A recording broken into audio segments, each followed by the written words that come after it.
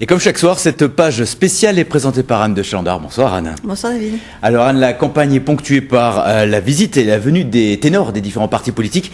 Hier soir, c'est Jean-Luc Mélenchon qui était dans le Bas-Rhin pour soutenir les listes du Front de gauche. Oui, un meeting au pavillon Joséphine, un lieu un petit peu insolite pour un parti d'extrême gauche, mais en tous les cas, salle comble, plus de 500 personnes pour écouter Jean-Luc Mélenchon qui est revenu sur l'éternelle question du siège du Parlement européen et regrette que les élus locaux en place ne défendent pas assez Strasbourg. On l'écoute. Fait n'est pas suffisant et n'est pas assez audacieux, n'est pas assez entreprenant et trop popote en quelque sorte. Strasbourg n'est pas un symbole local, c'est un symbole européen. Et c'est d'abord le symbole de la paix.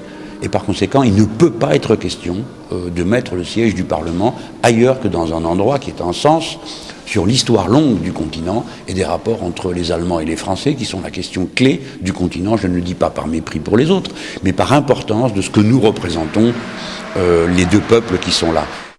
Et l'extrême gauche est présente en force au municipal à Strasbourg. 3 listes pour le premier tour. Outre le Front de gauche, il y a le Parti ouvrier indépendant et Lutte ouvrière. Alors, une mesure phare prônée par 2 d'entre eux, c'est la gratuité des transports publics. Une proposition séduisante, mais est-elle réaliste? Reportage Caroline Moreau-Gilly. Gratuité des transports publics à Strasbourg, l'humain d'abord. C'est devenu son logo de campagne. Ces tickets géants estampillés gratuits. Si la liste du Front de gauche était élue à Strasbourg, telle serait sa première mesure, ne plus faire payer les transports. La gratuité permet de répartir sur un plus grand nombre de personnes les coûts d'exploitation. Et du coup, ça fait diminuer le prix de revient du kilomètre passager transporté. D'autre part, tous les frais de billetterie sont abandonnés. D'autre part, on peut utiliser les contrôleurs à d'autres fonctions et des fonctions sociales, d'accompagnement humain. Notre programme, c'est l'humain d'abord, d'accompagnement humain, et c'est une richesse aussi pour la population. Bonjour, faire entendre le camp des travailleurs. Pour Lutte ouvrière, si sa priorité est de dénoncer la politique du gouvernement, la gratuité des transports est une idée qui l'intéresse, mais qui ne suffit pas. Dans une situation si catastrophique, oui, bien sûr que ça devrait être gratuit. Bien sûr. Et puis il devrait y avoir des transports qui permettent aux gens de se déplacer de leur lieu de travail à leur lieu d'habitation, ou de leur lieu d'habitation à leur lieu de travail, aussi éloigné soit-il. Essayez d'aller au fin fond du port du Rhin avec des transports en commun, vous allez galérer quand même. À droite aussi, l'idée est reprise, quoique timidement. L'UMP Fabienne Keller propose les transports gratuits, mais seulement le dimanche, mesure à laquelle s'oppose Roland Ries, le maire socialiste sortant qui défend la tarification solidaire mise en place sous son mandat. Opposée également la 3e liste d'extrême gauche pour laquelle cette mesure n'est pas un bon service à rendre. Parler de la gratuité des transports en commun, ça évite de parler du pouvoir d'achat. Parce que si tout le monde pouvait tranquillement se payer un billet de tram, on n'aurait pas besoin de discuter de l'éventuelle gratuité.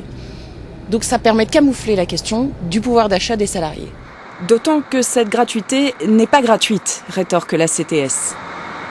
La gratuité a forcément un coût. La production du service n'est jamais gratuite. Il faut des autobus, il faut du gazole, il faut de l'électricité, il faut du gaz, il faut des personnels qui conduisent. Donc quand on dit la gratuité, ça n'est pas que les choses seront gratuites, c'est qu'elles ne seront pas payées par le client voyageur, elles seront payées par les contribuables. Les transports gratuits à Strasbourg, ce serait 35 millions d'euros par an à compenser. La billetterie représente près de 40% des recettes de la CTS.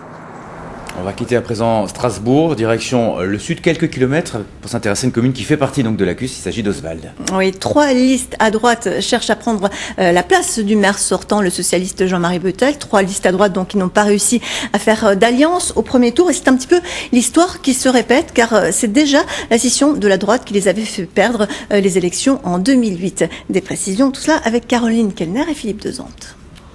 Dans son bureau de la mairie d'Oswald, Jean-Marie Beutel est affairé, mais pas stressé. Il mène une campagne de terrain avec les membres de son équipe, sûr de son bilan. Le maire estime avoir restauré le dialogue dans sa commune, tenu ses engagements et surtout il a des projets ambitieux pour Oswald. Du coup, dans cette campagne, il est plutôt tranquille. Je suis serein, oui. J'avance, mais j'avance en disant qu'il faut que mes concitoyens comprennent ce que je propose. Il faut qu'ils le comprennent. Et je crois que pour les autres, s'ils sont divisés, j'ose espérer qu'une alliance de dernière minute ne fasse pas capoter, j'allais dire, tout ce que je propose. Le danger pour Jean-Marie Bettel est triple. Ce ne sont pas moins de 3 listes d'opposition de droite ou de centre-droit qui sont en lice. À commencer par Catherine Geiger, actuelle conseillère municipale d'opposition. Sa candidature est sans doute la plus légitime. Encartée à l'UMP, elle a été logiquement investie par son parti pour prendre la tête d'une liste UMP-UDI. C'est une liste d'union. Nous sommes très fiers de cette union puisque nous sommes pratiquement les seuls à l'avoir réalisée dès le premier tour. D'autres nous envient énormément d'avoir réalisé cette union. Alors bien sûr, il y a des dissidences, comme partout, il y en aura toujours, mais le dialogue continue avec les candidats dissidents et j'espère continuera entre les deux tours. Maintenant, il y a aussi Madame Geiger qui est venue, qui a parlé de la cité, Madame l'autre dame aussi, Trabert, qui nous a parlé de la cité. Mais ces gens-là, tiens, tout d'un coup, il y a du monde, mais avant, on ne vous a pas vu. Claude Steinley et ses colistiers ne sont pas des inconnus. Certains étaient adjoints au maire de 2001 à 2008. S'ils ont perdu l'élection en 2008, ils ont conservé l'ambition de reconquérir la mairie. Pour cela, ils ont oublié leurs querelles internes et leur ancienne étiquette politique. Il n'y a pas de parti politique derrière moi, je suis apolitique et je veux faire uniquement de la politique pour les Oswaldois, avant tout pour que Oswald continue à se développer.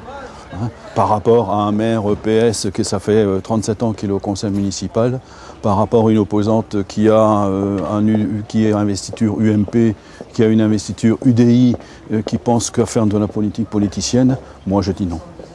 Elle aussi dit non. Non à ce brouillage des pistes à droite. En dernière minute, l'ancien maire d'Oswald s'est lancé dans la course.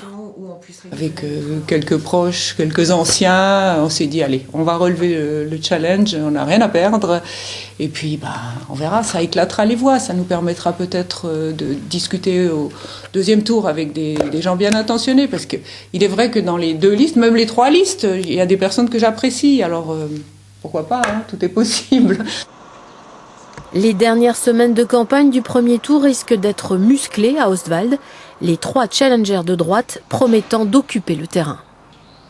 Comme promis, chaque soir, une petite histoire. Et votre petite histoire concerne le classement des maires des 36 000 communes de France. On en a parlé hier et c'était prévisible.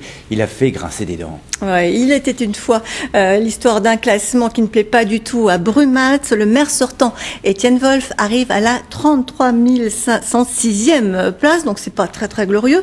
Du coup, l'équipe de campagne du candidat maire bien répliqué sur Facebook. Les affirmations de l'internet.com, les internautes.com sont la plupart fausses. 2 dentistes en moins, faux. Le nombre n'a pas bougé. 3 garages en moins, faux. Et pour cause, il n'y en a jamais eu à Brumat. Et même les félicitations pour le fait d'avoir doublé le nombre de pharmacies, eh bien là aussi c'est faux parce que le nombre n'a pas changé, de quoi mettre un petit peu en doute quand même la crédibilité de ce classement. Et puis dans cette campagne des municipales, il y a beaucoup de mots qui reviennent comme panachage, parité, ballottage par exemple. Oui, on essaiera de vous les expliquer dans les prochains jours, mais si vous êtes très curieux, vous pouvez aller tout de suite sur notre site internet azas.france3.fr, vous y trouverez cette rubrique, le dictionnaire des élections municipales. Donc n'hésitez pas si vous voulez en savoir plus, puis j'en profite pour vous dire que le journal de campagne de France 3 Alsace, c'est justement sur le site internet, mais aussi sur les réseaux sociaux.